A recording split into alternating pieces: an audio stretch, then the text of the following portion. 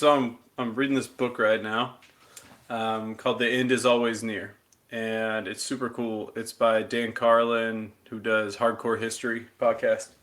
But he basically goes through all these different reasons, all the societies basically that ever were that were a big deal, like how they all ended, and it's like super interesting. But it as he was talking about some of these societies and different leaders and different army generals and the emperors and dictators and everything else, it got me thinking, what is better, older rulers or younger rulers? Like older leaders or younger leaders? So like obviously the one of the best examples ever is like Alexander the Great, right? Starts conquering everything when he's like 18. He's the ruler by the time he's 20, and he has conquered like the entire free world by the time he's 32 when he mysteriously died, right? Um, Julius Caesar, by the time he actually became emperor, was like 50, but the decade or two long journey to get there, where he was essentially ruling as a general in the army, um, he was very young for. But then Augustus Caesar, after him, was 18 when he became Caesar. He ruled till he was 75 years old. These are, I don't know, in all of these circumstances, these are like really good things are happening in these countries, right? And I'm sure there's examples on the other end. Like King Tut was 18, right? As far as our presidents go, our two youngest presidents were Theodore Roosevelt and JFK, which are two of our most highly regarded presidents. Um, in the Bible, Clinton, right? Clinton was really young too. They're Yeah, highly regarded by JBM at least. I mean by general society, they definitely are.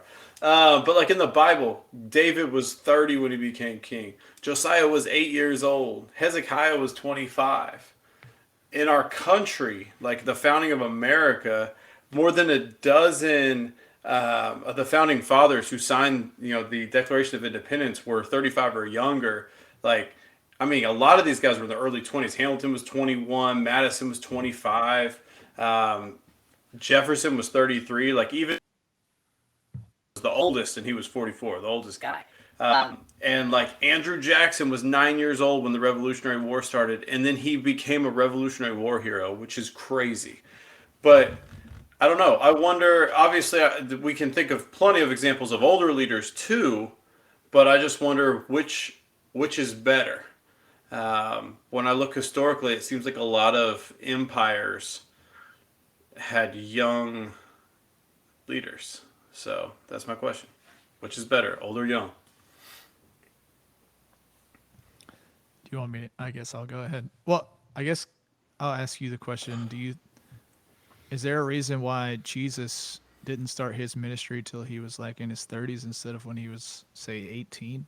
Or, I mean, I guess 30 is still young. You Just would still say it 12. was young, but Just taught the people in the temple when he was 12 Yeah, I mean, he was or definitely around teaching. that age. Yeah, pretty early. I don't know. I don't know what the reason for that is. It's an interesting thing that I just don't know what the answer to that question is. yeah, I would say as the younger someone is, the more energetic they are. I think the more likely people are to follow them. That might not actually be true, but based, maybe based on their energy and their desire to get certain things done that they see as necessary, you feel like someone younger has more drive to do that thing. So in that sense, I would say the younger person will be better. But then, of course, you have to look on experience, and I do think experience obviously allows things to be more efficient. But I don't think the passion might be there to go with it. But I do think older people would be more efficient in their leadership. Younger people would be more inspirational in their leadership. And then I would finally say that it doesn't matter about the age. It's about the person leading. Because if you have a good person leading, it doesn't matter what their age is. But Well, that was that's my take. definitely true. And part of what also made me think of this was I was thinking about these young guys, and then also thinking about how we just randomly went from we elected this 47-year-old, good looking black dude to the last two people we elected are so old.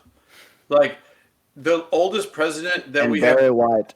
the oldest president that we've ever had was Ronald Reagan. When he left office was 77, and Joe Biden was older than that when he started. Like the, and Donald Trump was extremely old as well. So I just wonder, I like, just I feel don't like that know. was a product of the system, though. Like, I feel like if the people actually chose their presidents, you wouldn't have gotten either of those guys. But the system kind of set it up for the wrong people to become president. I don't know. But people did kind of choose Trump. I mean, he leapfrogged a bunch of career politicians. Yeah, sure, but still, he faced against Hillary Clinton, who was like probably the most hated person in the election. Yeah. No, I think this is a good study. I've never really thought about it. I agree with Piano Man. I think younger people are more ambitious. I think if you look at, I think Julius Caesar is the perfect example because if you're young, like Alexander the Great or some of our founding fathers, you're starting a revolution, right? They're easy to get behind. These are people with strong ideas. They're forward thinking. You assume they're going to live a long time, right? So we say, hey, we can get behind these people because they're going to be around for 30, 40, 50 years and establish something. But Julius Caesar is the perfect example because he didn't become the dictator right away, right? He got a following behind him, which he could have taken control of Rome way earlier, but he didn't. He got wise, he learned, and then he became sort of they didn't really call it Caesar at the time. That was with the next, but Well, he when was. well, his name, but it wasn't a title yet. Right. So Right. that was when he was older and established. And you look at the senates, right? And you look at a lot of people's advisors. A lot of times they are older, right? So I think it is to a degree people that if you're going to prop someone up like a monarch, maybe not necessarily an elected official that has a short amount of time, right? Because if Obama, I mean, he probably could have won again, right? So I don't think we care as much about age in America because we know it's only 8 years potentially, right? At most. So we're looking at it from a very short term. Oh, if this 40-year-old gets elected president, we're not going to follow this person for the next 50 years, right? We're only going to follow them 8 years. So if they're 40 or 70, it doesn't really matter. But when it comes to a monarchy, some of these people who lead revolutions, being young, I think, does matter to people because it's easier to get behind someone you think you can follow. But when you get wise, that's when you can really establish that, I don't know, really establish the book on what you want to do. Does that make sense? Yeah, it makes a lot of sense to me. I was actually just looking up how old Karl Marx was when he wrote the Communist Manifesto, and I guess Frederick Engels as well. Both of them were 64 or older when they wrote it, and I was thinking, sure, they probably had these ideas since they were younger, but they refined them over time, and that's kind of what I was trying to say. Is like an older leader will have more refined, more efficient ideas, but like it wasn't them that But started the actual but revolutions. could you make the argument that someone like that is in an advisor role? Like Karl Marx is going to give the idea to the younger generation to implement and lead. Right. Yeah, yeah. No, exactly. So I guess kind of a piggyback on this question and try and be brief with it, but what do you think makes a good leader then? What do you think makes a good ruler? Well, it's different. Like for me, a good leader is someone that has that understands what people need and will give it to them. Actually need. Now, a good leader from as far as getting people to follow them is good at telling people what they think they need, and doing enough to satisfy people getting better. So like if you improve people's lives, then you're a good leader. Right. But so how do you give people what they actually need? Like how do you know what they need? I guess is what I'm getting at. Follow Right. through, listening. Well, you gotta listen, right? So, like ultimately, a lot of these guys, the reason that they were good leaders, I feel like, is because they had good advisors around them. Like especially like Josiah, dude's 8 years old, right? But like these guys had good people around them. So I guess the question would be: so any good leader, no matter how old or young they are, needs good advisors around them, people they're going to trust and listen to. So, who's more susceptible to take good advice?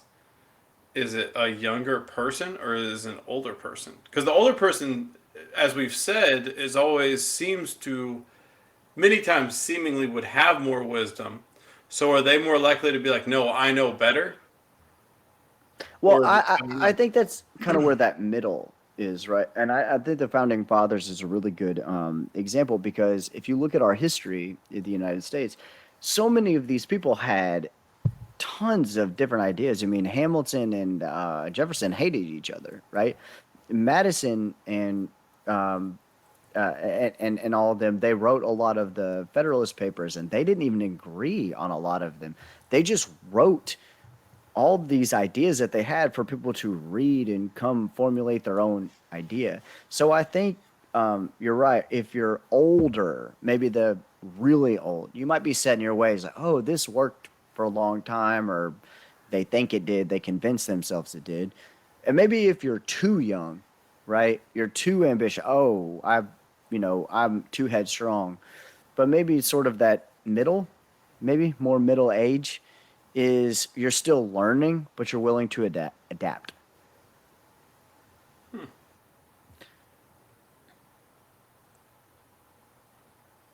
I would I say agree. younger. If you're making me if you're gonna say what do I want, I would say younger because I think the younger people can listen to the older generation better than the generation will listen to the younger. Is that bias? Do you think? I mean, I know you don't. You know, I don't Yeah, know. because I could also make a great argument for saying I'd rather have an older, experienced person who has led many in many different ways and has proven that he's a great leader and listens to people throughout his whole career, right? And then I know that that person will be a great leader. I don't know if a younger person will be. You see what I'm saying? So you can make argument either way. But That's also true. What would you say? You have ours. What's yours? Break the tie. Me? Yeah. I think I'd rather have a younger leader. Like if my choice is like a 75-year-old or a 25-year-old, whew, that's tough. If it's That's what I'm anything in saying. between there, if it's a 30-year-old and a 70-year-old, I'd definitely take a 30-year-old. But man, 25-year-old or a 75-year-old, that is a. I'd still have to. I think I'd have to go with the 25-year-old. I don't know because I could only assume if they've gotten themselves in a position where we are thinking about them in this capacity that they have some wit about them in some way.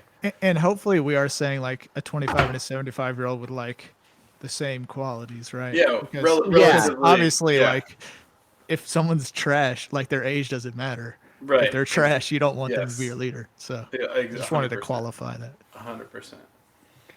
All right. Well, good. I mean, an example of a really young guy that ended up being a bad leader was Fidel Castro, right? Super young, took over, created a revolution. Everything seemed good at first. Their revolution is very similar to ours. And then look what happened and became an older man. So.